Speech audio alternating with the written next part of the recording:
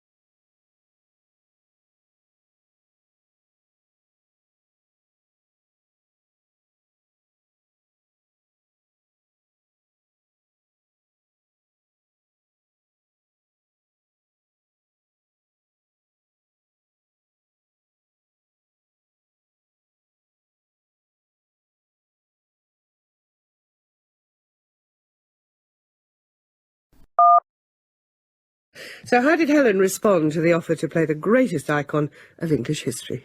Oh, I was absolutely thrilled, excited. I said yes immediately without reading the script. Just because, those sort of roles don't, sometimes, you can live your whole life and they just don't come along. And the timing of this was just, great for me. I was the right age to play Elizabeth, the Elizabeth that they wanted to do. So how did you imagine her character? What picture was in your mind immediately? Well, you have the classic, the red hair, the big ruff, the big dress, and anyone puts that gear on, and John Major would put that gear on and look like Elizabeth I. I mean, anybody in the world would put that gear on. Immediately you'd say Elizabeth I, because that was what she was so brilliant at branding herself. I was taught history by a very staunch Catholic, so Elizabeth I was really skidded over, so I really knew very little about her. So I had to obviously go back to the history books and start finding out the woman behind the wig and the ruff and the big dress. And what did you conclude about her, having done the research? Well, you never make absolute conclusions, do you? You're a bit like a, private detective trying to find little clues here and there, psychological clues. One detail that I loved was that at one point she was in such a temper about something that she fainted.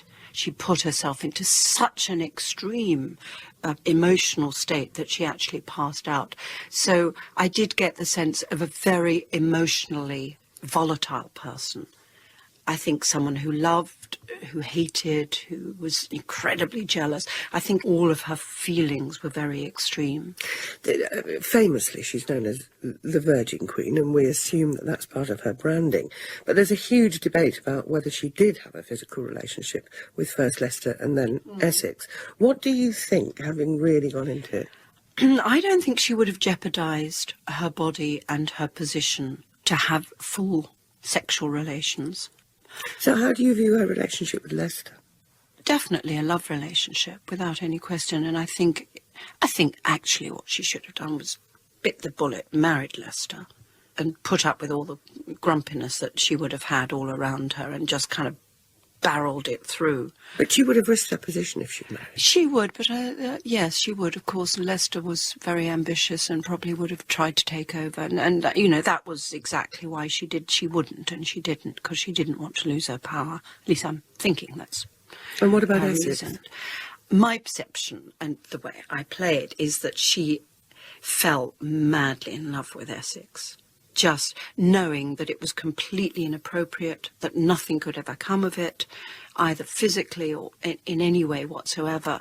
But I think she had one of those late obsessions with a far younger person that I think both men and women are subject to.